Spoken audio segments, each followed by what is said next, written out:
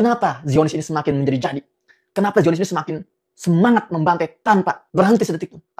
Gak pantas lah kita tuh protes-protes sama penindasan Zionis. Sementara di negeri sendiri kita masih jadi Zionis menindas umat Kristen. Gue bilang konyol kalau menurut gue, itu viral banget. Gue bilang konyol. Lu protes-protes semua, protes penjajahan. Di sini lu jadi penjajah. Oke. Sorry to say, ini bukti bahwa memang pemberitaan atau framing media sekalipun di Indonesia itu banyak yang bias. Lebih ke antisemit, mereka memframing segala sesuatu tuh didasarkan rasisme, benci sama. Ada nggak nih fakta-fakta ini dibahas di kita? Nggak ada. Apa? Karena nggak di sini, nggak di sana, di Amerika juga sama. Itu banyak memang yang peduli Palestina, peduli sama Palestina bukan karena mereka peduli kemanusiaan, tapi karena mereka rasis, benci sama Yahudi. Ya, shalom teman-temanku para sahabat layar kesaksian. Apa yang kita saksikan dalam cuplikan video di depan, saya mau katakan bahwa Mas Hussein ini selalu melakukan pembelaan yang ekstrim terhadap Palestina dan Gaza tanpa pernah melihat secara objektif apa yang terjadi di Israel. Dan pemahaman Mas Hussein ini sepertinya sangat-sangat kurang tentang sejarah dan fakta Israel. Lalu kita juga mendengarkan bantahan yang luar biasa dari Abu Janda yang membantah umat-umat muslim di Indonesia, bahkan penyiar TV di Indonesia juga dibahas dalam full video selengkapnya berikut ini. Sangat-sangat mind blowing di hari ini, yang bisa menambah pengetahuan-pengetahuan baru. Semoga mind blowing. Pasti mind blowing menurutku, dan pasti banyak yang gak suka juga. Namanya orang kan gak bisa 100% suka sama kita. Ya kita kan? gak bisa, we cannot please everyone. Kita gak bisa nyenengin semua orang. Oke. Dan Mas Arya ini dikenal juga sebagai Abu Janda. Iya kan? Panggilannya itu. Panggilannya itu. Kenapa itu Abu Janda tuh? Oke, ini long story tapi make it short. Jadi dulu itu pernah ada teroris yang namanya ISIS, pernah dengar? Ya. Ini gue ngomong ISIS aman gak nih? Enggak apa-apa, silakan. Aman ya? Kita ngomongin aja. Jadi ISIS itu waktu itu banyak rekrut orang dari Indonesia. Ya, banyak orang Indonesia pergi ke Timur Tengah. Specifically ke Suriah waktu itu untuk gabung sama ISIS waktu itu. Nah, salah satu orang Indonesia yang gabung sama ISIS itu ada yang terkenal karena waktu itu dia bikin video. Tahun 2015 sampai 2016 gitu. Itu videonya ngancem TNI, ngancem Polri, ngancem waktu itu kan panglimanya masih Pak Muldoko. Dia bilang ke Pak Muldoko, dia di video itu dia bilang kita akan ke Indonesia, kita akan bantai polisi, bantai TNI, bantai Polri, bantai Pak Muldoko gitu. Nah, itu si videonya itu viral banget waktu itu, Sam. Viral sampai ya gimana, orang waktu itu takut banget lah sama ISIS gitu. Jadi ketika orang lagi dikecam rasa takut, gue bikin video parodi. Gue bikin video parodi ancaman orang itu. Gue pakai baju yang sama, semua kelihatannya sama dia, tapi gue preset-presetin. Jadi gue omongan dia tuh gue presetin, yang ngancem TNI gue bilang saya akan bantai KPI, kayak bantai SCTV karena kalian telah men-take down acara favorit saya Ganteng-Ganteng Serigala gitu. Dan ternyata itu gue punya parodinya tuh malah lebih viral dari dia. Sampai gue inget banget waktu itu BBC sampai bikin artikel tentang video gue. Jadi headline dari BBC itu waktu itu adalah melawan terorisme, melawan radikalisme dengan humor, dengan parodi. Nah, di situ gue start. Nah, si teroris ISIS yang bikin video ancaman itu namanya Abu Jandal pakai L. Oh. Gue ilangin L-nya. Oh, iya. Gue ilangin L-nya jadi Abu Janda, tujuannya untuk mendelegitimate dia punya konten-konten yang menyeramkan itu biar jadi lucu gitu. Nah, itu nempel sama gue sampai sekarang. Paham. Jadi gue kalau diundang TV, jadi narsum, gue selalu ngasih kan, Mas Permadi nanti mau dipanggilnya apa? Nama gue bilang Permadi, gue bilang. Ya, udah gue kasih kan? Lagi. Oh, ujung-ujungnya Abu Janda tetap aja sialan. Jadi itu stuck. Gue gak tahu kenapa itu stuck namanya tuh. Iya. Oke. Tapi ngomong-ngomong ini bajunya unik banget nih yang hari dipakai. Sejak kapan doa harus pakai izin? Ya. Ini realita banget negeri kita tuh sekarang tuh seperti ini, Sam. Loh, kan sangat-sangat menyedihkan, terutama untuk umat minoritas. Ini tidak berlaku untuk mayoritas, tapi untuk minoritas ini berlaku banget. Gitu ya? Ya, umat minoritas itu sekarang dipersulit untuk bangun rumah ibadah, dipersulit. Jangan kan bangun rumah ibadah, mau ibadah di rumah pun dipersulit. Mereka ibadah di rumah disatronin warga, digeruduk warga, terus ditanya nih izinnya mana, katanya gitu. Jadi makanya gue bilang sejak kapan doa ke Tuhan harus minta izin. Tapi kan maksudnya itu realita bangsa kita yang 5 tahun terakhir. 5 tahun terakhir. Ya. Nah, tapi kan gini Mas, maksudnya intoleransi udah makin parah banget. Ya, tapi kan Mas Arya ini kan sekarang sosok yang maksudnya akhirnya tunggu loh, sebelum nanya, Mas Arya ini Muslim kan? Iyalah. Bener-bener Muslim. Insya Allah. Berarti Insya masih Allah Muslim. sholat. Gue tadi pagi bangun, gue sebelum kesini gue sholat. Melakukan semua rukun Gue Islam. sholat subuh, udah gitu gue sholat duha jam 8 pagi. Bahkan gue berani taruhan, orang-orang muslim yang nuduh gue bukan muslim, yang mengkafirkan gue, belum tentu sholat, udah pernah sholat di tempat yang gue pernah sholat. Gue pernah sholat di Masjidil Haram, gue pernah sholat di Nabawi, gue pernah sholat di Masjidil Aqsa. Orang-orang yang nuduh gue kafir, belum tentu mereka pernah sholat di 3 tempat suci itu. Gue udah pernah. Jadi ya biasa, nggak, itu asal lo tahu bahwa itu memang bagian, it's a part of Islamic internal politik. Jadi kalau lu punya narasi yang berseberangan dengan kelompok-kelompok kanan, memang itu mereka mengkafirkan. Jadi kenapa gue perlu dikafirkan? Kenapa seorang Permadi Arya Abu Janda harus dinarasikan bahwa dia ini kafir, bukan Islam? Karena narasi-narasi gue berseberangan dengan kelompok kanan itu. Ya karena kan Mas Arya sangat-sangat. Jadi mereka supaya gimana? Kan lu pernah dengar istilah kill the messenger kan? Iya. Kill the messenger adalah lu kalau pengen mendelegitimasi suatu narasi, satu pesan, bunuh yang ngomongnya gitu. Caranya itu apa? Character assassination. Lu ngapain denger dia bukan Islam. Gitu. Jadi apapun yang keluar dari mulut gua nanti kan orang udah ngapain dengerin dia, orang dia kafir kok gitu. It's a part of propaganda war ya. Ya, tapi kan maksudnya Mas Arya ini adalah Muslim yang sangat-sangat peduli terhadap kaum minoritas Kristen atau apapun itu yang seperti pembubaran gereja dan lain sebagainya. Itu kenapa ada begitu alasannya, perhatian? Ada alasannya Sam. Ya. Karena ini semenjak terutama periode kedua Pak Jokowi, memang intoleransi ini semakin parah, semakin menurut gua tuh udah masuk levelnya tuh udah level biadab ya, udah sangat-sangat barbar biadab gitu. Jadi sorry to say ini bangsa gue, tapi ya memang sebagian bangsa gue tuh bukannya maju ke modern tapi malah mundur ke zaman batu gitu, makin primitif gitu. Sam tahu nggak? Hari Minggu kemarin tanggal 5 nih ya. Oh, ulang tahunku itu. Ya, oh happy birthday. Iya, pasti. 5 Mei nih. Ya 5 Mei nih. Kenapa itu? Berbarengan dengan dirimu ulang tahun, itu ada mahasiswi Katolik dari Universitas Pamulang. Itu mereka lagi ibadah di kosan mereka ya, di tempat tinggal mereka. Ya orang Kristen ibadah ya nyanyi-nyanyi kan. Itu disamperin sama warga, digeruduk warga. Intinya bilang, saya tidak suka dengar kalian nyanyi-nyanyi di sini. Stop. Sampai akhirnya terjadi pemukulan dan salah satu cewek Katolik yang terlibat di dalam doa itu sampai kena ketusuk. Bayangin. Itu realita di negeri kita, Sam. Negeri kita itu, kita tinggal di negara ketika lu berdoa sama Tuhan lu bisa dibacok. That is the reality of this country, dan itu bukan incidental gitu. Itu sesuatu yang udah jadi rutinitas.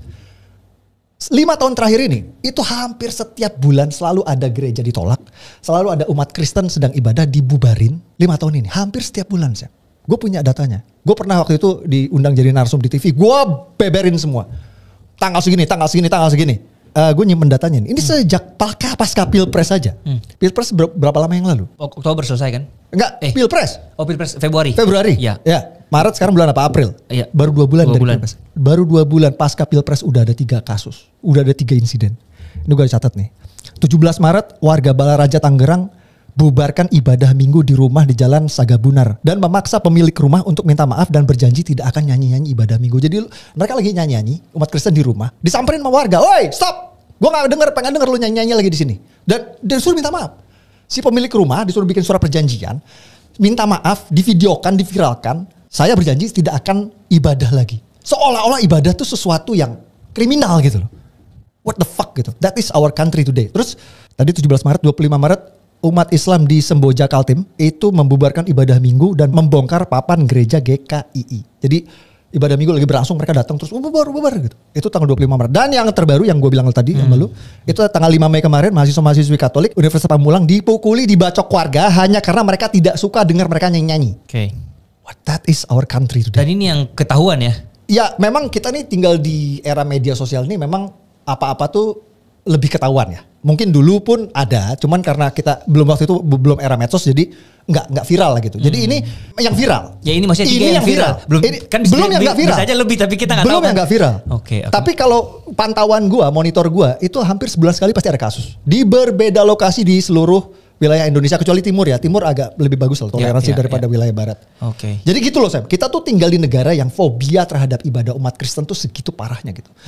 Kalau lo tanya kenapa gue orang Islam, kenapa gue peduli? Ya itu gue jelas, gue sebagai Muslim tentu gue prihatin. Karena kenapa? Karena intoleransi kayak gitu, itu merusak citra Islam agama gue, Sam. Yang pertama kali jelek ketika ada orang Islam ngebubarin gereja, ketika ada orang Islam ngebubarin ibadah umat Kristen, agama gue, Sam. Betul. So, itu orang-orang maaf ya, atau orang-orang goblok, mereka tuh gak pernah kepikiran ke situ gitu loh. Ketika mereka memperlakukan agama mereka sendiri seperti itu. Itu alasannya kenapa gue peduli. Oke. Makanya waktu gue pernah di TV, gue pernah diundang terakhir ke TV, gue bilang sama TV, gue keras gue ngomong, gue bilang gak pantes lah kita tuh protes-protes sama penindasan Zionis. Sementara di negeri sendiri kita masih jadi Zionis, menindas umat Kristen, gue bilang gitu. Itu keras banget gue ngomong. Dan itu viral banget ya. Konyol kalau menurut gue, itu viral banget. Gue bilang konyol. Lu protes-protes semua, protes penjajahan. Di sini lu jadi penjajah. Oke, kita ngomongin tentang Zionis nih sekarang Mas, karena udah masuk ke sini tiba-tiba kan. Dan ya salah satu konten yang paling viralnya Mas Arya kan tentang Israel Palestina ini kan? Ya, benar kan? Jadi gue tuh 2019 tuh gue pergi ke Israel. Ya. Gue waktu itu gue melacak salah satu tentara Arab Muslim. Jadi gue temuin Instagramnya, terus gue DM, gue bilang, gue boleh nggak ke Israel gue wawancara lo? Oh boleh, dia oke. Gue terbang ke Israel, gue temuin dia, gue wawancara. Jadi dia seorang Arab dan Muslim. Yang jadi tentara Israel. Itu konten viral banget, Sam. Viral banget tuh konten waktu itu. Jadi dia bilang di wawancara gue, ya bukan kayak podcast kayak gini lah, wawancara bener-bener yang generik banget gitu, ya kan, nggak pakai clip on gitu, bener generik banget, suaranya yang noise gitu. Gue bilang kita itu bukan sedang memerangi Palestina, kata dia. Ini dia ngomong, kita sedang memerangi organisasi teroris Hamas yang mencatut nama Islam dan mencatut nama Palestina. Padahal Hamas itu tidak mewakili Islam dan tidak mewakili Palestina. Itu yang ngomong dia ya, bukan gue ya ngomong. Boleh cek jejak digitalnya masih banyak gitu. Itu yang ngomong Arab Muslim di sono. Dan faktanya, ini yang banyak orang Indonesia nggak tahu. Faktanya di militer Israel itu, Sam, itu banyak banget tentara Arab Muslim. Jadi bodoh sekali orang Indonesia itu yang, maaf ya, banyak orang Indonesia yang masih dibodohi sama narasi bahwa yang terjadi konflik Israel Palestina itu adalah perang Islam melawan Yahudi. That is so fucking stupid, sorry, gitu loh. Sementara di tentara Israel itu banyak Arab Muslim. Dan waktu itu, selain itu, gue juga waktu itu pergi ke Palestina itu ibu kotanya tuh ada di kota Ramallah namanya, di tepi barat, di West Bank. Itu gue ada pergi ke sono, itu juga videonya masih ada, lo bisa cek jejak digitalnya. Gue random, gue stop itu Arab Palestina itu, gue stop, are you Muslim? Yes, are you Muslim? Can I ask you? Gue tanya, tau apa yang dia bilang? Dia bilang, ini Arab Muslim Palestina yang ngomong, yang kerok konflik dan perang itu Hamas di Gaza. Kita, Arab Palestina di tepi barat, kita tuh pengen damai kok. Kita pengen hidup damai berdampingan dengan Israel. Tapi ya mereka itu yang bikin ribut terus. Berarti sebenarnya ini yang makanya kita luruskan di podcast dulu ya, biar orang itu tahu. Ya aku nggak mau meluruskan apapun, aku cuma menceritakan realita, fakta apa adanya, itu yang dikatakan sama orang Arab Palestina, bukan gue yang ngada-ngada gitu. Oke. Dan berarti Mas Arya sering banget ke Israel untuk bikin konten di situ dong? Setahun sekali ada. Gue minimal setahun sekali gue pasti pergi ke Israel. Gak mahal kok, biaya sendiri. 30 juta paling. 30 juta tuh all in, lu udah dapat including tiket pesawat, hotel, makan seminggu. Murah. Jadi itu nah ini harus gue luruskan ini. Jadi itu hoax ya. Kalau lu pernah lihat ada konten lah di video lah di TikTok lah yang bilang katanya influencer Indonesia tuh dibayar Israel lewat program Hasbara, 100% hoax ya. Ini gue pesan buat pendengar Sam ya. Gue rasa Sam ini banyak milenial Gen Z ya pendengarnya, jangan langsung percaya sama berita-berita soal Israel Palestina ya, yang terutama yang beredar di Indonesia, sebagian besar hoax. Bahkan gue sangat menyayangkan, bahkan media-media besar mainstream pun sering ikut memberitakan hoax. Gue kasih contoh.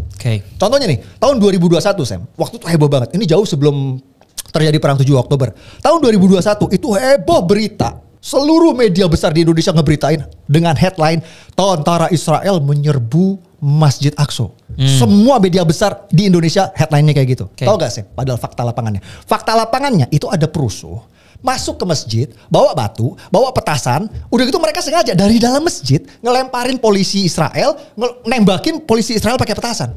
Yang akhirnya mau gak mau tentara Israel terpaksa masuk ke masjid itu untuk nangkepin para perusuh. Itu yang terjadi sebenarnya. Itu yang sebenarnya terjadi. Tapi tahu apa yang terjadi? Headline media besar di sini cuman menulis tentara Israel menyerbu Masjid Aqsa. Bagian perusuhnya ditulis gak? Kagak.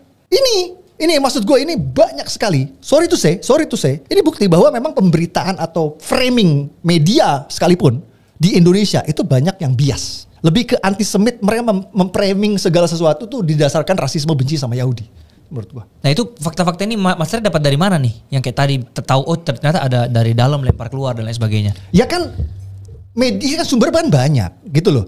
Sorry tuh sih. Jadi sekarang kalau kayak media aja ya. Media nih sebelum ada Indonesia, lo tau gak media tertua di Indonesia apa? Media tertua di dunia lo tau gak apa? New York Times. Coba gue tanya. Very, very, very correct. New York Times, orang nyangkanya mungkin CNN, BBC. No. Salah satu kantor berita tertua di Indonesia itu adalah New York Times. Dan New York Times itu terkenal sangat-sangat objektif dalam pemberitaan. Mereka nggak bias atau pro Barat, pro Timur, no, pro Israel pun no. Jadi gue tuh pakai sumber referensi ya itu kan. Yang netral itu. Yang netral itu. Terus lu pakai Al Jazeera. Nah ini sayangnya media-media besar di Indonesia ini udah yang Al Jazeera banget gitu, yang udah hater Israel banget gitu. Nah, tapi kenapa Mas Arya tertarik banget sama konflik Israel Palestina sih? Oke. Saya udah pernah ke Israel belum? Belum. Tapi mau banget sih. Kalau boleh gue tanya, lu agama lu apa? Gue Kristen. Apalagi lu Kristen. Tapi gue takut. Gue saranin. Well, sekarang memang udah agak beda karena agak perang. Tapi moga-moga ini perang gak bertahan lama. Tapi gue cuma pengen bilang, Sam, kalau lu Kristen, you have to go there. Karena gitu, karena itu salah satu tempat suci yang holy place yang signifikan buat kalian umat Kristen lah. Iya, iya. Jadi kalau lu ke sono tuh, Sam, itu ada Old City namanya. Itu kayak kota tua Jerusalem. Iya, iya, iya. Itu tempat sangat-sangat berbakala banget. Di tempat itu, lu tuh bisa lihat batu. Yang diyakini di batu itu tuh Nabi Ibrahim tuh dulu. Abraham, in your version. Abraham itu pernah mau nyembeli anaknya di batu itu. Oh si Ishak. Ya kalau versi lu Ishak, versi gue Ismail. Iya. Ya. Oke. Batunya ada. Oke. Exist. Dari zaman Nabi Ibrahim sampai hari ini tuh masih ada, lu bisa lihat tuh batu. Disitulah Nabi Ibrahim itu diyakini pernah mau nyembeli Ishak atau Ismail. Ya. Terus di situ juga ada Bait suci. Bait suci itu adalah waktu itu Nabi Musa, pernah dengar Moses kan? Iya. Ketika dia bawa Israelit bangsa Yahudi dari Exodus itu, dari perbudakan. Perbudakan di Mesir dibawa ke Israel itu. Betul. Itu dia mendirikan bait suci atau sinagog rumah ibadah Yahudi pertama. Iya, tahu. Itu ada istilahnya bait suci. Itulah reruntuhannya. Sisanya itulah yang sekarang jadi tembok ratapan itu.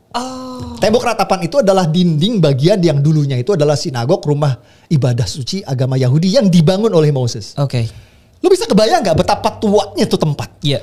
Lu kalau jalan-jalan di nanti kalau lu punya gambaran nanti lu bisa di YouTube banyak tuh yang kayak apa walker gitu ya. Itu jadi kalau lu jalan di jalan di kota tua itu, lu tuh bisa jalan di tempat dulu nih Yesus ini pernah lewat sini gitu. Iya. Dulu Yesus ini pernah apa namanya?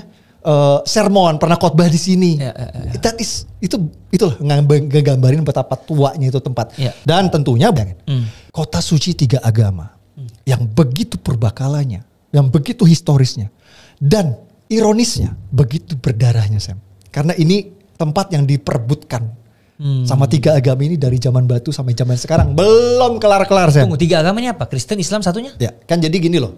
Kristen, Islam, Yahudi Yahudi. itu disebut sebagai Abrahamic religion. Karena semua rootnya tuh dari Abraham. Iya, betul. Iya, oke, paham. Jadi kalau lo nanya, kenapa gue demen bolak-balik ke sono? Ya itu, karena kalau lo punya jiwa spiritual, Sam. Kalau lo ada titik spiritual dalam diri lo akan jatuh cinta sama tempat itu. Karena begitu bersejarahnya tempat itu. Oke, jadi sebenarnya Mas Arya ini lebih suka sama sejarah daripada Israel Palestina ini dibandingkan konfliknya dong sebenarnya? Ya, karena gini loh, Sam. Jujur ya, Sam ya. Ini konflik yang sekarang tuh udah banyak politik ya. It's politicized gitu. Oke.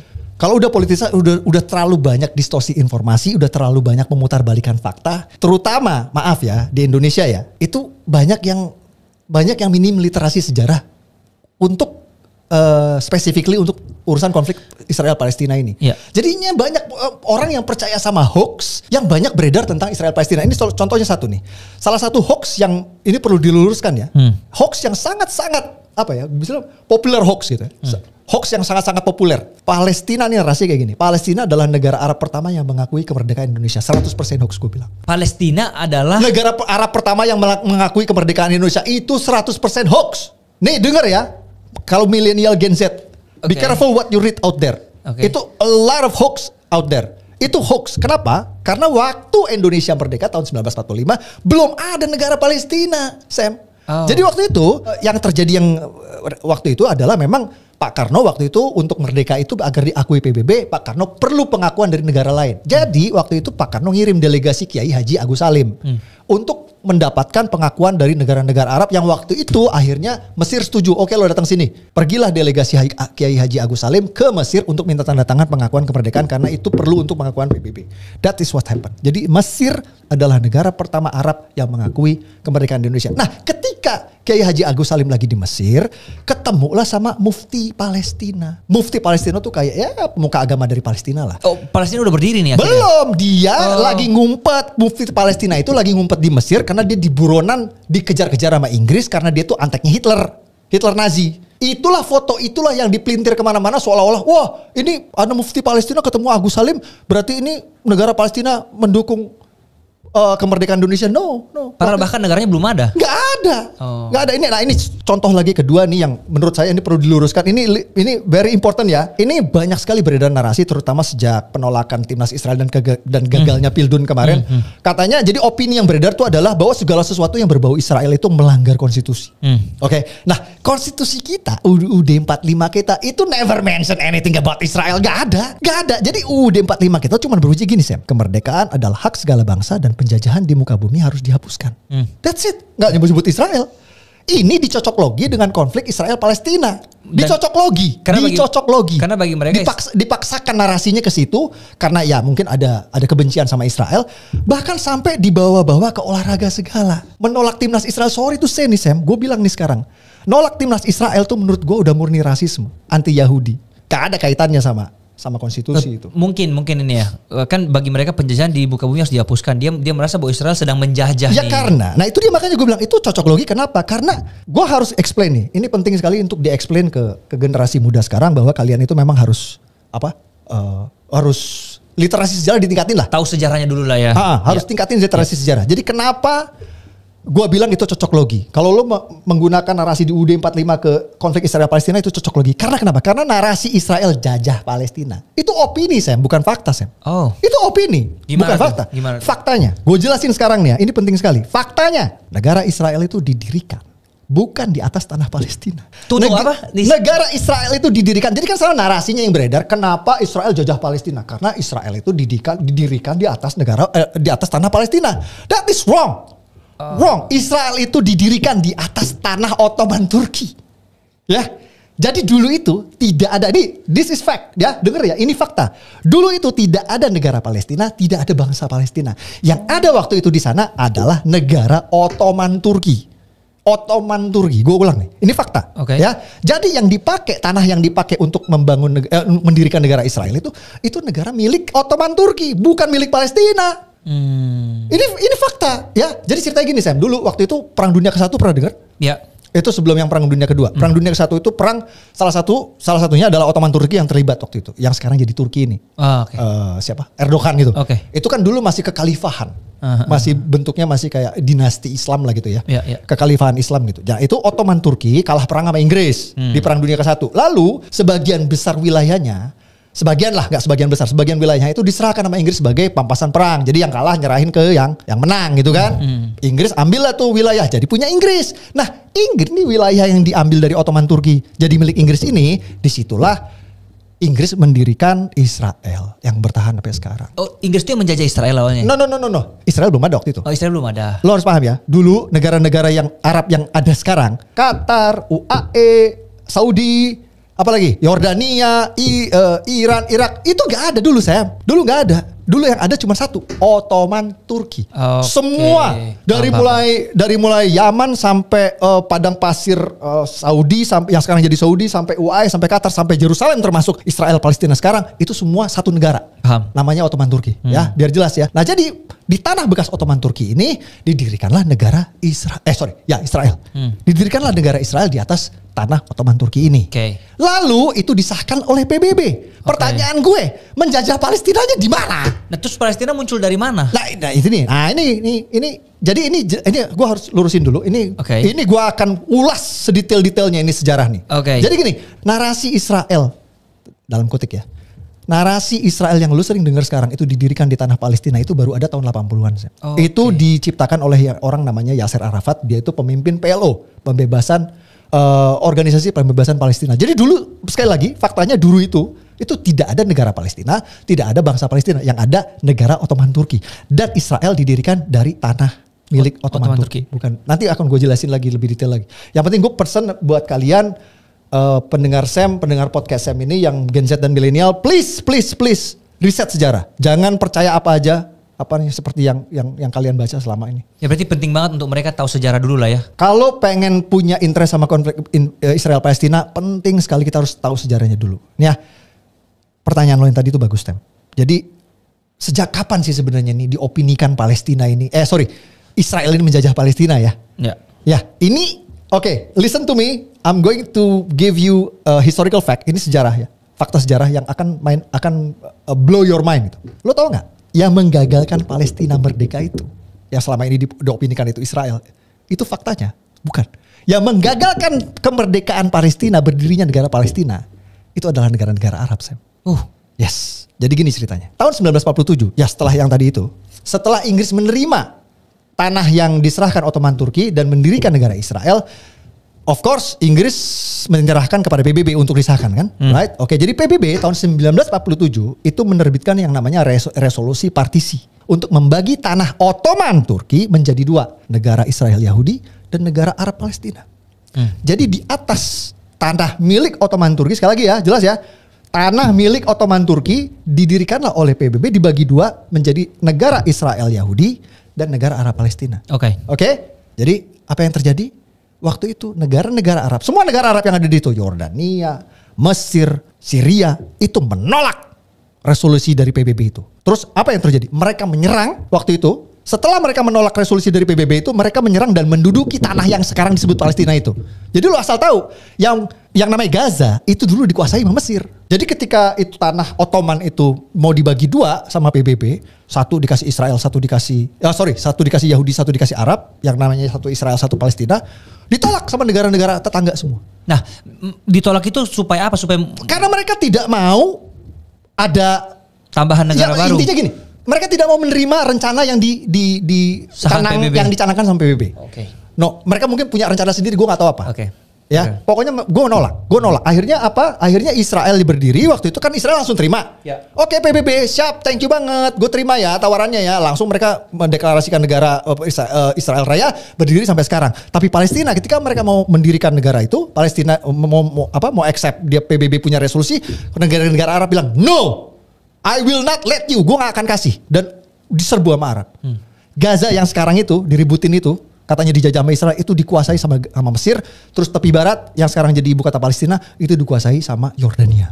Dan bertahun-tahun Sam, Mesir dan Yordania itu menolak mengakui kedaulatan negara Palestina. Jadi intinya mereka nggak mau ada Palestina berdiri di situ. Ini fakta sejarah. Ini fakta sejarah. Ya jadi sampai akhirnya setelah bertahun-tahun peranglah dengan Israel, kalahlah si Mesir dan Yordania ini. Jadi sebenarnya yang perang itu bukan Palestina ya, tapi Palestina tidak pernah berdiri Sam, karena digagalkan sama negara-negara Arab ini. Tapi sekarang udah berdiri kan? Nanti dulu, belum selesai. Let me continue. Jadi sampai akhirnya peranglah si Mesir sama Yordania ini sama Israel. Kalah. Karena kalah perang, mereka harus serahkanlah nih Gaza. Betul. Yang tadinya punya mereka. Ngerti sekarang. Mesir serahin Gaza ke Israel dan Yordania serahin tepi barat ke Israel. Lo tau gak apa yang dilakukan Israel setelah Israel mendapat Gaza dan tepi barat dari Mesir dan Yordania? Gimana tuh? Yang dilakukan sama Israel langsung menawarkan kepada bangsa Palestina, mau gak bikin negara? Tahun 1993, catat ya tahunnya ya, ini fakta sejarah. Tahun 1993 Israel bersama Amerika, waktu itu Presiden Bill Clinton kalau gak salah, itu menawarkan perjanjian Oslo untuk mendirikan negara Palestina di Gaza dan tepi barat, Sam. Lo tau apa yang terjadi? Ditolak, Sam. Sama orang Palestina. Ditolak, malah waktu itu specifically Hamas. Ya, jadi yang nolak tuh Hamas. Jadi udah tawaran niat baik dari Israel dan Amerika ini ditolak, malah dibalas oleh serangkaian teror bom yang namanya Intifada. Gue punya datanya. Juni 2001. Jadi ini pasca dari tawaran pendirikan negara Palestina di perjanjian Oslo di Amerika itu terjadi serangkaian teror bom yang namanya Intifada.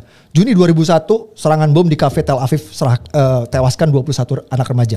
Agustus 2001 serangan bom di restoran Yerusalem tewaskan 15 warga. Desember 2001 serangan bom lagi, 13 tewas, dan Maret 2002 serangan bom lagi 30 tewas. Beruntun, Sam. Karena serangan beruntun inilah, nah ini harus paham ya, karena serangan bom beruntun inilah makanya Israel terpaksa membangun pagar tinggi yang membatasi orang keluar masuk Gaza. Kalau lo pengen tahu sejarahnya nih, Oh, jadi orang sekarang nih Sam, let me finish. Orang sekarang ribut Gaza open air prison. Gaza itu penjara terbuka. Mereka apa pernah membahas bahwa Israel itu terpaksa bangun dinding itu karena untuk mencegah serangkaian teror bom itu? Pernah nggak dibahas di sini? Nggak pernah. Oke, ini aku mempertanyakan lagi. Berarti sebenarnya ini dulu perang itu bahkan tidak ada, tapi gara-gara setelah yang perjanjian Oslo itu malah dibom sama si Palestina. Let me finish, biar gue selesaiin dulu. Jadi ini biar jelas clear. Jadi faktanya dulu Gaza itu nggak dipagar seperti sekarang sama dinding tinggi itu nggak ada. Dulu tuh warga Gaza, Sam. Jadi yang namanya ekonomi itu kan yang prosper itu waktu itu emang dari dulu sampai sekarang itu Israel. Israel emang prosper lah karena Israel itu sekutunya Inggris dan Amerika. Of course mereka akan membantu ekonomi Israel untuk prosper. Jadi yang namanya job opportunity, lapangan kerja itu adanya di Israel. Orang Gaza dulu itu bebas pergi ke Israel untuk bekerja. Tapi gara-gara ada serangan bom beruntun yang namanya Intifada itu, Sam, akhirnya Israel terpaksa bangun dinding mengelilingi Gaza dan membatasi geraknya mobilitas warga Gaza. Apa yang terjadi? Siapa yang paling menderita? Gue pengen tanya. Yep. Yang paling menderita ya warga Gaza. Siapa yang biang kerok yang paling membuat warga Gaza menderita? Akhirnya nggak bisa nyari duit, nggak bisa nyari nafkah, nggak bisa. Itulah serangan teror bom yang dilakukan Hamas itu. Itu realitas. Nah ini fakta. Ini biar gue nggak ngalor ngidul, gue pakai ini ya, gue pakai data ya. Fakta penting lagi. Setelah Amerika dan Israel menawarkan perjanjian Oslo untuk mendirikan negara Palestina yang ditolak tahun 1993, tahun 2007 Sam, ya waktu itu Presiden Amerikanya George Bush. Amerika dan Israel kembali menawarkan kedua kalinya nih yang namanya two state solution. Lo pernah dengar? Ini sangat-sangat terkenal nih. Kalau lo, sorry gue bukan pencinta sejarah, jadi gue baru tahu. Jadi kalau lo familiar sama konflik Israel Palestina itu terkenal sama yang istilahnya two state solution atau solusi dua negara. Two state solution. Jadi supaya damai nih orang-orang nih, aduh lo nih ribut mulu gitu kan, lo bunuh-bunuhan mulu. Udah damailah. Lu bikin negara, urus negara lo masing-masing kan gitu. Nah itu Amerika yang rajin nawarin itu. Amerika tahun 2007, Presiden Amerika George Bush menawarkan two state solution, solusi dua negara. Oke, Palestina udah ya, jangan ribut. Lo dirikan negara Palestina berdampingan dengan Israel ya, udah ya, urus negara lo masing-masing. Tahu apa yang terjadi? Sorry, waktu itu tawaran dari Amerika itu disetujui. Jadi disetujui sama? Oke, let me explain. Kalau lo nggak familiar, ini buat Gen Z sama milenial, kalau nggak familiar. Palestina ini punya pemerintah kayak Indonesia. Palestina punya pemerintah kayak Indonesia. Punya presiden, ya, punya ibu kota negara gitu. Presiden Palestina itu namanya Mahmud Abbas. Itulah presiden resmi Palestina kayak sekarang Pak Jokowi lah kita. Ada itu nggak dianggap dong sama Hamas. Jadi waktu itu presiden Palestina itu sudah menyetujui. Oke, terima kasih Amerika. Gue terima nih, gue accept ya solusi dua negaranya ya. Oke, kita move on ya. Damai. Lo tau apa yang terjadi? Ditolak sama Hamas. Hamas ini kenapa powerful itu sih? Karena dia itu kayak apa ya? Kayak partai oposisi lah kalau di sini. Gitu. Jadi pemerintah, balik lagi, pemerintah sah Palestina itu namanya rezimnya rezim Fatah. Nah ini Hamas itu kayak partai oposisinya. Jadi ada dua partai besar. Partai Fatah itu yang jadi pemerintah sekarang, rezim incumbent. Ada lagi partai oposisinya namanya Hamas. Ditolak dong sama Hamas. Dan lo tau gak, sejak 2007, sejak Amerika menawarkan solusi dua negara itu apa yang dilakukan Hamas? Yang dilakukan Hamas adalah setiap tahun, mungkin setahun bisa sekali, bisa dua kali, bisa tiga kali. Itu selalu setiap tahun menembakkan ratusan roket ke Israel dalam rangka menolak solusi dua negara itu. Sampai segitunya. Pokoknya gue gak mau damai, gue mau nyeperang. This is fact, ini fakta. Ya, ini fakta. Jadi biar tahu ya, kalau kita melek fakta sejarah, siapa sebenarnya biang kerok yang selalu menggagalkan pendirian negara Palestina? Bukan Israel. Namanya Hamas. Ini fakta. Dan Hamas sama Palestina itu dua hal yang berbeda ya? Oh beda dong. Palestina itu nama bangsanya. Sekarang. Ya, Hamas itu cuman partai politik di sana. Nah ini ada nggak nih fakta-fakta ini dibahas di kita? Nggak ada. Semua fakta-fakta ini ya yang mendiskreditkan pihak yang mereka bela itu kayak mereka tutup mata gitu. Mereka anggap itu nggak ada gitu. Itu menurut gua makanya itu bukti bahwa segala sesuatu yang berbau Israel di sini tuh didasarkan dengan antisemitisme, rasisme, benci sama Yahudi. Itu menurut gua. Berarti orang yang bela Palestina sekarang itu bukan karena konflik tapi lebih ke memang rasis aja sama bangsa Yahudi. Itu menurut gua ya. Sorry to say. Menurut gua banyak orang yang peduli Palestina bukan karena peduli kemanusiaan, tapi karena mereka antisemit, rasis, benci sama Yahudi. Kenapa? Menurut gue, pembuktiannya gampang, Sam. Oke. Gue bisa ngebuktiin di sini gampang. 30.000 sipil tewas di Gaza Oke. sejak 7 Oktober dibom sama Israel. Tunggu, Gaza ini punyanya Palestina dong? Oke. Oh, gue jelasin ya. Jadi Palestina itu ada 2 provinsi. Satu provinsi tepi barat, satu provinsi Gaza. Oke. Nah, si Gaza ini dikuasai sama oposisi tadi yang gue bilang partai Hamas. oposisi yang namanya Hamas. Kalau pemerintahnya, pemerintah resminya, pemerintah sahnya itulah di Fatah, ada di tepi barat. Anyway, gue turut berduka cita sejak insiden penyerangan Israel oleh Hamas 7 Oktober itu. Israel gencar ngebom Gaza karena Hamas menculik, gue nggak tahu jumlahnya berapa. Pokoknya tanggal 7 Oktober itu Hamas nyerang ke Israel, 1.000 tewas, kalau nggak salah 1.000 sipil tewas. Terus dia bawa sandera, ratusan. Exact numbernya gue nggak tahu berapa. Nah, sejak Hamas menculik warga Israel ke Gaza itu, dibawa ke Gaza, itu Israel gencar ngebom Gaza dari tanggal 7 Oktober. Karena dia minta exchange kan. Lo mau gue stop ngebom, pulangin tuh warga gue yang lo sandera. Dan sejak itu turut berduka cita, 30.000 orang sipil jadi korban. Tewas di Gaza gara-gara pemboman Israel yang, lo tau yang pernah terjadi? Semua mewek di Indonesia. Semua mewek bareng-bareng menangisi 30.000 sipil yang tewas. Ya, pasang emoji semangka. Influencer ramai-ramai yang galang donasi. Pengajian-pengajian, sholat jamaah, bikin doa bersama. Membela Palestina, doain Palestina, kutuk Israel. Betul? Betul. Betul? Sam juga tahu lah. Ya. Ya, sekarang Sam pernah dengar yang namanya Yaman gak? Negara Yaman? Oh iya, tahu. Pernah dong? Iya, iya. Oke, negara Yaman ini salah satu negara di Arab lah. Negara Yaman ini Sam, jauh sebelum 7 Oktober. sebelum acak-acakan di Gaza ini, mereka udah acak-acakan duluan. Asal Sam tahu, Yaman itu perang sama Arab Saudi. Oke, Arab Saudi itu melakukan carpet bombing juga seperti Israel ngebom Gaza. Kayak gitu juga, ngebom, wah pokoknya bom indiscriminately lah. Arab Saudi. Lo tau yang tewas, warga sipil yang tewas di Yaman berapa? 400.000 Sam. 400.000 Muslim tewas dibom sama Arab Saudi. Fakta ini. Tahun berapa nih? Ini still going on sampai today. Mungkin startnya udah 3 tahun 4 tahun lah. Gue gak tahu pastinya kapan startnya, tapi udah still going on till today. Sampai hari ini udah 400.000 warga sipil tewas dibom Arab Saudi. 10 kali lipat di Gaza. Sekarang ada nggak rame-rame mewek di sini, mewekin Muslim yang tewas dibom sama Arab Saudi di Yaman? Gak ada. Ada gak influencer di Indonesia ramai-ramai galang donasi untuk Muslim yang 400.000 Muslim yang tewas di Yaman? Nggak ada.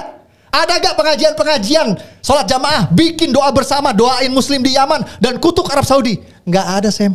Lo tahu kenapa? Karena yang ngebomnya Arab. Kalau yang ngebomnya Arab, mau jutaan Muslim mati dibom Arab, gak akan ada yang peduli. Tapi satu Muslim mati dibom sama Israel, mewek, kejang-kejang kelojotan berjamaah. Ya itu bukti menurut gua.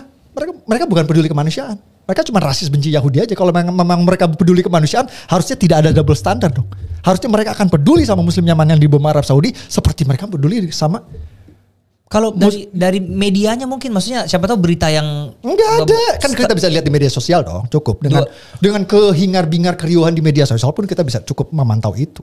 Gak ada. Tapi kok nggak pernah muncul di FYP ini semua, makanya lo aja nggak tahu kan, gue bilang kan. Nggak tahu ini fakta yang benar-benar. Exactly my point is. Itu justru menguatkan poin gue bahwa lo aja nggak pernah dengar. Gue nggak pernah tahu tentang Yaman. Padahal yang tewas 10 kali lipat. Kok bisa ya? Cuman masalahnya yang ngebomnya Arab.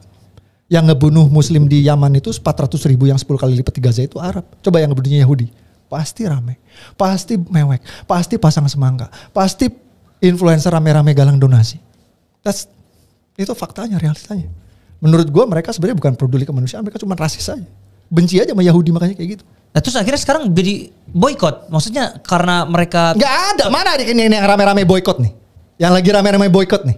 Ada gak boykot produk-produk Saudi ketika mereka ngebunuhin Muslim Yaman? Gak ada. Dia boykotnya produk Israel kan, yang sekarang yang lagi viral banget. Bahkan nih Sam, sorry nih Sam ya.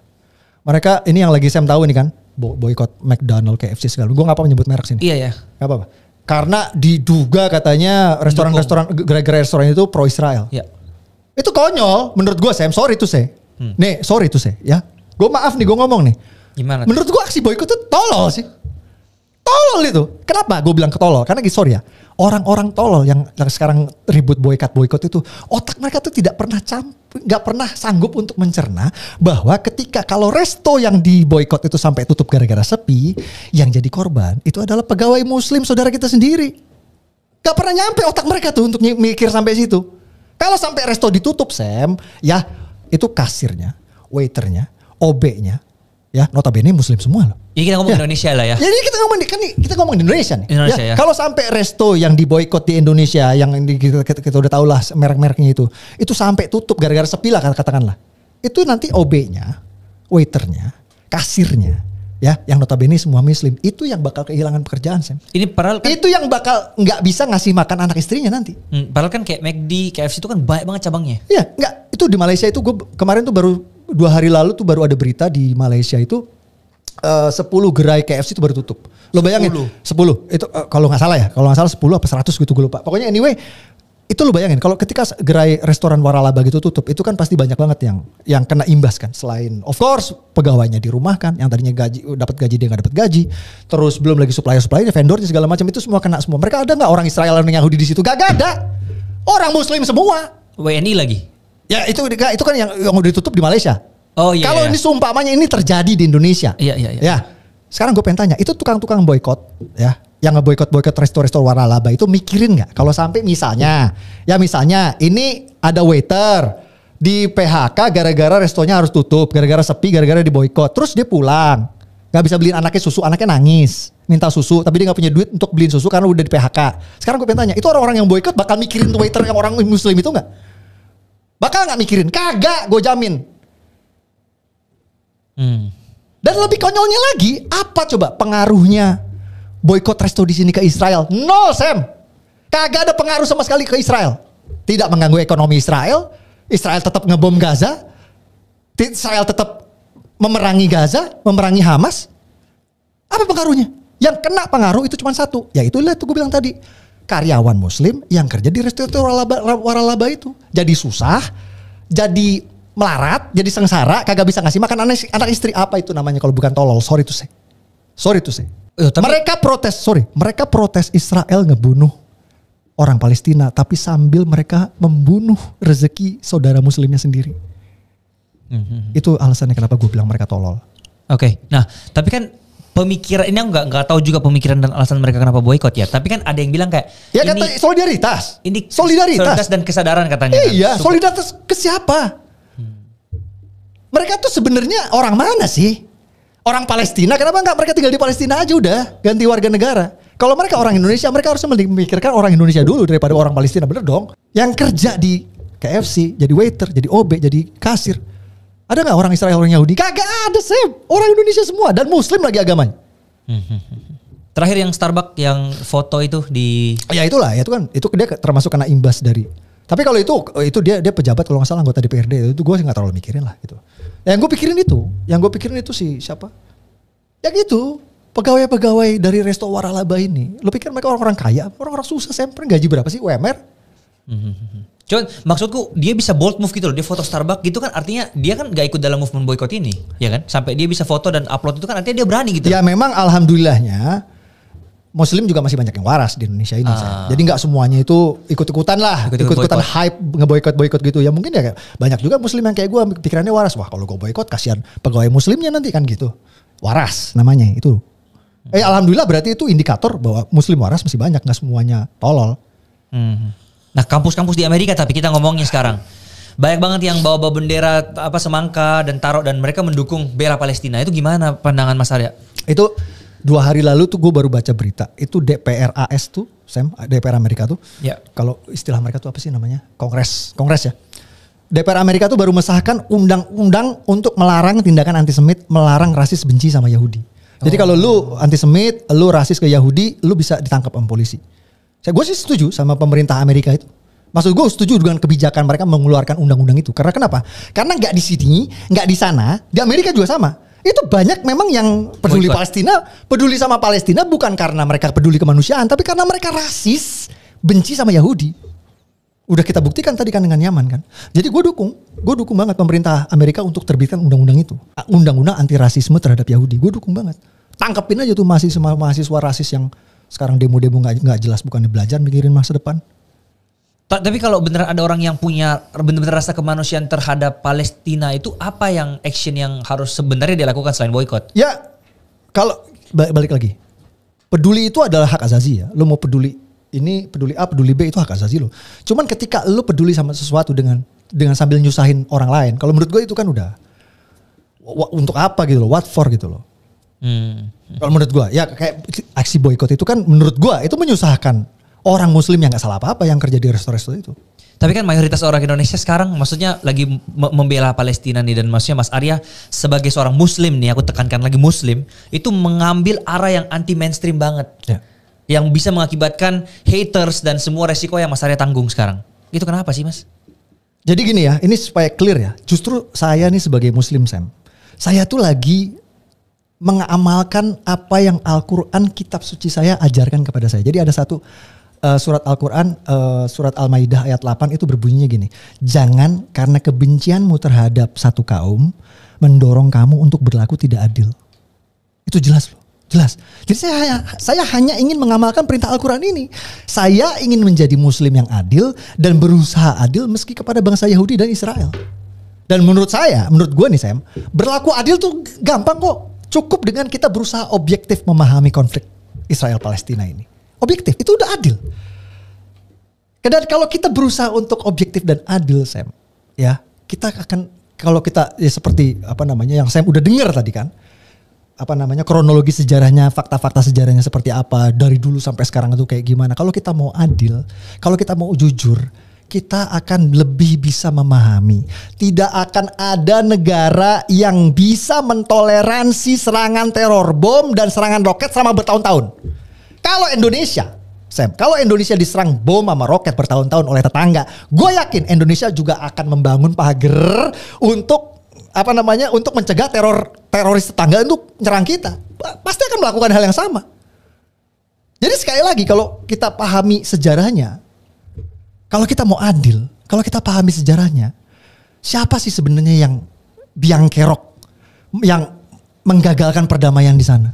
Seperti yang gue dijelasin tadi. Tawaran damai demi tawaran damai selalu ditolak. Selalu ditolak. Sama Hamas ya, kita sama Hamas. Specifically Hamas. PBB tawarkan mendirikan negara Palestina tahun 1947 ditolak. Amerika dan Israel tawarkan lagi dirikan negara Palestina tahun 1993 ditolak. Amerika dan Israel tawarkan lagi solusi dua negara tahun 2007 ditolak lagi. Sekarang semua diputar balikan seolah-olah Amerika, PBB dan Israel yang jahat. Padahal semua tawaran dan niat baik mereka dari dulu selalu ditolak. Dan gak cuma nolak, mereka malah membalas itu, tawaran dan niat baik itu dibalas dengan serangan bom, serangan roket. Sekarang gimana? Kalau lu jadi Israel gimana? Ini udah gue tawarin udah mayo, lu malah ditembak roket. Kira-kira lu gimana sih? Gue pikir sih kalau kita mau apa namanya objektif gitu ya, gue pikir ya semua negara pasti punya hak lah untuk bela diri, membela dirinya. Menurut gue itu kalau lo pengen adil. Ya. Jadi itu secara sejarah kita udah tahu sekarang bahwa ternyata kronologinya seperti itu. Ya. Tapi kan akhirnya sekarang Iran sampai ikut membantu Palestina dan akhirnya kemarin tembakan drone dan akhirnya dibalas juga oleh Israel. Akhirnya ini bisa memicu perang dunia ketiga dong. Oke, Sam perlu tahu kalau mungkin Sam anak-anak Gen Z sama milenial belum terlalu melek sama geopolitik di Timur Tengah ya. Jadi Iran ini adalah apa namanya negara yang terkenal Sam, yang punya kemampuan intelijen yang sangat canggih. Iran ini. Dan Iran ini historisnya, track recordnya itu dia memang lebih senang terlibat di konflik secara spionase diam-diam dari belakang. Bukan perang terang-terangan. Bukan, itu memang bukan gayanya Iran. Satu itu. Yang kedua, pemimpin Iran itu Ayatollah Khamenei itu. Gue rasa dia adalah orang yang waras dan bijak, kita bisa lihat lah. Gue yakin pemimpin Iran adalah orang waras dan bijak yang tidak akan membawa dunia ini ke perang dunia ketiga dengan nyerang langsung Israel. Itu kedua, 2 poin. Balik lagi, perlu diketahui adalah Iran itu punya historis sejarah selalu terlibat dalam konflik secara spionase, secara diam-diam. Waktu perang saudara di Suriah, Sam kalau tahu itu pernah ada perang saudara di Suriah itu Iran itu diam-diam membantu pemerintah Suriah untuk melawan pemberontak. Jadi waktu itu ada perang saudara, ada pemberontak mau ngegulingin pemerintah sahnya itu Bashar al-Assad itu. Jadi Iran tuh diam-diam ngebantu. Jadi mereka nggak turun terang-terangan, itu diam-diam gitu ngebantuin dari belakang lah, backing lah dari belakang. Terus Iran juga membantu pemerintah Irak menumpas ISIS karena waktu itu kan ISIS menguasai Irak. Dan yang kita tahu juga Irak juga mungkin pernah dengar Hizbullah. Hizbullah itu adalah milisi di Lebanon yang memang sering nyerang Israel. Itu juga backingnya Iran, jadi yang supply senjatanya Iran. Nah ini memang gayanya Iran. Dan gue yakin Iran sampai kapanpun akan terus pakai cara-cara intelijen ini. Mereka tidak akan nyerang Israel secara terang-terangan. Jadi mereka akan selalu pakai perang, istilahnya perang proksi, perang pakai kaki tangan. Jadi kalau lo nanya apakah ada kemungkinan terjadi perang dunia ketiga karena Iran nyerang Israel, gue rasa enggak. Tapi menurut Mas Rene bakal ada gak perang dunia ketiga? Ya itu dia, kalau perang dunia ketiganya mulainya dari Ukraina mungkin. Gue lebih khawatir Perancis itu kan punya negara-negara boneka kalau Inggris itu kan punya Commonwealth, right? Kalau Perancis juga punya, Perancis itu punya negara-negara kayak Commonwealth Inggris gitu ya, negara-negara ya mantan jajahannya Perancis. Itu di Afrika semua. Nah ini sekarang mereka tuh lagi konflik gitu. Jadi pemerintah-pemerintah yang tadinya ramah sama Perancis sebagai induk lah sebagai induk Semang itu pada digulingin semua, dikudeta semua sama kudeta-kudeta militer gitu, dan ternyata ini Rusia ini ada di belakang. Rusia ini ada sebagai aktor di belakang penggulingan dari pemerintahan yang ramah dan bonekanya Perancis gitu. Ke kepentingan yang tadinya kepentingan negara-negara, karena Afrika ini adalah supplier banyak raw material lah ke Eropa. Ya, termasuk mineral, termasuk juga diamond segala macam gitu. Jadi ini memang Europe ini punya stake yang besar di Afrika itu sebenarnya. Meskipun ya negaranya kelihatannya kayak gitu ya, miskin ya, tapi itu very very rich in source gitu, in natural resource. Oke, I see. Berarti ya takutnya memang bukan dari sini tapi dari tempat lain. Nah, itu Prancis itu kesel sama Rusia gara-gara Rusia ini diketahui diduga lagi, diketahui sebagai aktor yang mengkudeta boneka-boneka Prancis ini di Afrika. Jadi kemungkinan kalau misalnya ada perang dunia ketiga bukan dari Iran sama Israel, tapi kemungkinan bakal Prancis ikut-ikutan di Ukraina. Itu yang lebih gue khawatir. Dan itu dampaknya bagi Indonesia apa? Pasti berdampak lah ya. Jujur gue bukan ahli geopolitik ya, tapi kalau misalnya ada perang besar ya pasti ada dampaknya lah. Ekonomi apa gitu, bisnis. Yang pasti kalau ada perang, jadi gini loh Sam, ini dunia ini kan udah kebelah jadi dua, Eastern Bloc sama West Bloc gitu. Jadi sampai sekarang? Sampai sekarang. Ya kalau Western itu kan, nah istilah Western itu kan ya termasuk Amerika, Inggris dan Uni Eropa kan. Nah yang timur ini kan koalisinya itu kan Tiongkok, Iran, Rusia gitu loh. Nah ini memang persaingan antara dua blok ini memang besar sekali. Jadi kalau ada kemungkinan, kalau lo tanya apa efeknya kalau sampai terjadi perang dunia ketiga, kalau perangnya antara blok itu, Indonesia efeknya kita harus milih blok. Nah itu yang efek ke kitanya itu di situ nanti. Nah soalnya aku baca di komen kan kemarin ada yang bilang, ayo Iran serang aja Israel, serang sampai perang dunia ketiga nggak apa-apa, yang penting kita dukung terus di Iran demi Palestina kan. Terus ada yang komen tuh, balas yang komen yang gitu kan, dia bilang lah emangnya lu tahu kalau misalnya perang dunia ketiga dampak bagi Indonesia apa? Dia bilang lah nggak tahu sih, kan kita kan netral. Dan padahal kan ujung-ujungnya ekonomi juga hancur pak. Pasti hancur, itu ekonomi jelas. Jadi ya kalau terjadi beneran perang nih, kita juga yang susah gitu loh di negara ini. Pasti. Jadi jangan mancing kayak udahlah serang aja terus Israel, serang aja. Kalau perang beneran, wah kita juga kena gitu loh. Itu sih yang maksudnya yang harus ini. Ya intinya adalah apa yang kita mau sampaikan di sini adalah perdamaian itu memang yang terlepas dari apapun, kemanusiaan dan perdamaian memang harus diutamakan nih. Kalau bisa Israel sama Palestina udah selesai, itu juga mau kita kan mas. Gak mungkin kita mau juga sampai mereka perang atau sampai gimana gitu kan. Iyalah. Kalau orang yang average people like us gitu, kita punya keluarga, kita punya karir di kantor, kita kan nggak pengen macam-macam, ada neko-neko di hidup lah, yang penting dunia berjalan dengan aman, tentram, terus kita urusan segala lancar kan itu. Nah itu kan kalau sampai ada perang apalagi sebesar itu, itu semua upside down jelas. Bener. Ekonomi bakal crash, mata rupiah bakal melambung, terus mungkin sembako juga jadi langka, scary. Efeknya scary kalau buat average people like us. Ya, jadi intinya adalah kita cuma butuh perdamaian, kalau bisa gak usah ada sampai perang dunia ketiga. Oh iya. Ya. Kita berharap semua gue yakin bahkan termasuk pemimpin dunia kayak Joe Biden sama semua lah. Gue yakin mereka sebenarnya nggak mau lah bawa negaranya ke konflik besar-besaran yang bakal bikin susah bangsanya sendiri. Gue yakin nggak mau. Yakin gue. Pasti waras. Orang-orang sekarang tuh lebih waras loh, lebih menginjak bumi gitu. Iya, iya. Kalau gitu sebagai penutup Mas Arya, thank you so much ya udah nge-share sekian banyak. Sebagai penutup apa pesan nih untuk semua yang menonton ini atau mungkin mayoritas akan generasi muda yang menonton apa? Oke, jadi karena Sam ini banyak milenial Gen Z yang yang dengar podcastnya, jadi gue pesannya cuma itu. Pokoknya untuk milenial Gen Z, kalian jangan seperti kita ya Gen Y dan Boomer, kalian harus lebih melek sejarah, jangan minim literasi sejarah. Jangan percaya apapun yang kalian baca soal konflik Israel-Palestina, riset sendiri, baca kronologi sejarahnya biar kalian paham. Karena tidak bisa memahami konflik Israel-Palestina tanpa memahami sejarahnya. Itu pesan dari gue, pelajari sejarahnya. Kalian akan tahu siapa sebenarnya yang sering menawarin damai dan siapa yang malah perdamaian itu. Ya, Bapak Ibu dan saudara sekalian, teman-temanku para sahabat layar kesaksian, saya mau katakan di sini bahwa kita semua ini memiliki hati nurani. Siapa yang tidak cinta tentang kemanusiaan? Kita semua tidak berharap adanya konflik yang berkepanjangan di Palestina, Gaza dan juga Israel. Tetapi faktanya kalau kita banyak membaca referensi, saya banyak menemukan pernyataan dari umat Muslim bahwa kemerdekaan Palestina sebenarnya ditolak sendiri oleh warga Palestina karena sudah berulang kali ditawarkan oleh Amerika dan sekutu dari Israel. Tetapi kenyataannya orang-orang Palestina ini sepertinya mencintai peperangan dan rasa-rasanya ingin menghilangkan bangsa Israel. Ini sangat tidak bisa karena sudah tertulis dalam firman Tuhan yang dimuatkan dan dijanjikan kepada warga Israel.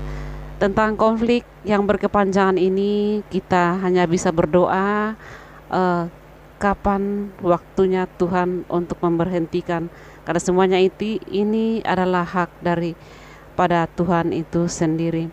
Kiranya video ini bermanfaat dan saya mau katakan bahwa Abu Janda ini sangat luar biasa dan juga bersifat netral di dalam memberitakan apa yang sebenarnya terjadi di Israel.